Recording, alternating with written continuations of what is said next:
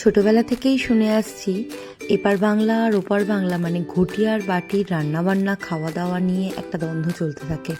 আমার বাবা মা কিন্তু মনে প্রাণে ঘটি, আর আমার শ্বশুরের আদিবাড়ি চট্টগ্রাম, আর সে কারণেই হয়তো আমার কাছে এই ঘটি বাটির ভেদাভেদটা আসে না।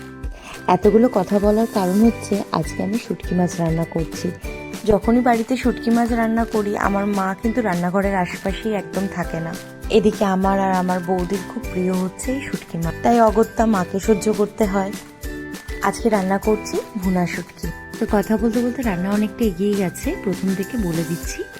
বেশ খানিকটা সর্ষের তেল গরম করে তার মধ্যে কাঁচা লঙ্কা, কালো জিরে আর কয়েকটা রসুনের কুয়া ভালো করে একটু ভেজে নিয়ে তার মধ্যে পেঁয়াজ দিয়ে একটু ভেজে নিয়েছিলাম।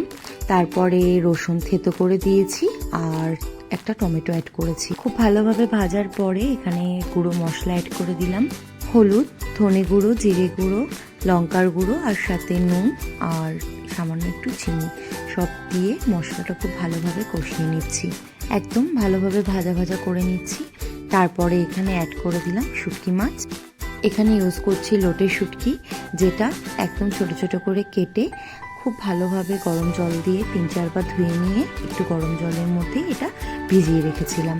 বেশ ভালোভাবে নেড়ে চেড়ে মশলার সাথে মাছটা একদম মিশিয়ে নিচ্ছি। নরম হয়ে আসলেই মাছটাকে এরকম খুন্তি দিয়ে ভালোভাবে ভেঙে ভুনা করে নিতে হবে, একদম যাতে গোটা গোটা না থাকে। রান্নায় যারা রসুনের ফ্লেভারটা পছন্দ করো তারা কিন্তু এইভাবে রসুনগুলো একটু গোটা রেখে দেবে। একদম ভাজা ভাজা হয়ে গেছে, তেলও ছেড়ে দিচ্ছে, আমার রান্না রেডি।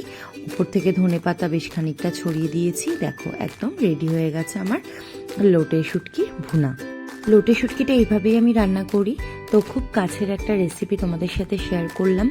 তোমরা শুটকি মাছ কিভাবে রান্না করে খাও সেটা আমাকে অবশ্যই জানিও, আর এই রেসিপিটা ভালো লাগলে কিন্তু একবার ট্রাই করো। ভিডিও ভালো লাগলে একটু লাইক করে দিও আর আমাকে কমেন্ট করে জানিও। Thank you.